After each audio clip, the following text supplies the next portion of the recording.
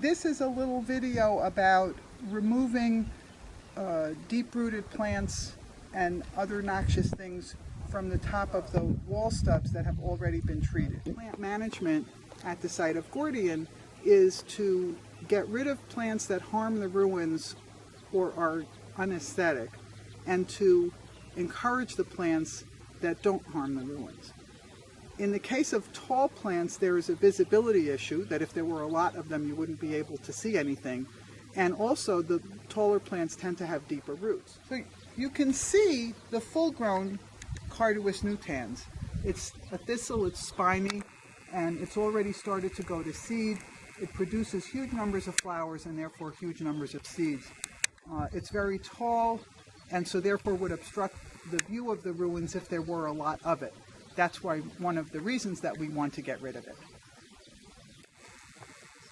It's a biennial, which means it produces a small plant, which you see here, the first year, and the second year it goes to seed and it produces a lot of seeds. Part of the plant management approach at Gordian, I am hoping, is to remove these before they start reproducing madly. We were lucky because the soil's really wet because it's been raining, so it looks easier to remove than it usually is. This is a small plant with a shallow root. Once it gets to be a full-grown plant, the root gets very big, and you can imagine it's not good for the ruins.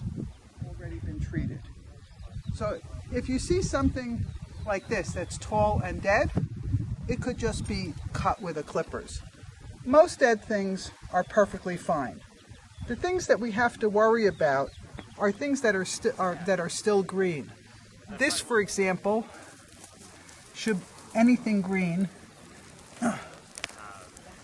should be gently removed by the root. The root probably went this far down. The other thing that you have to worry about, because we're doing this in June, is things that look, oh, what's the problem here? It's so little, but it's green, which means it's alive. And it's good to get it out by the root gently, because what's going to happen later in the season, if you leave it, it will just get big. So that's the basic approach.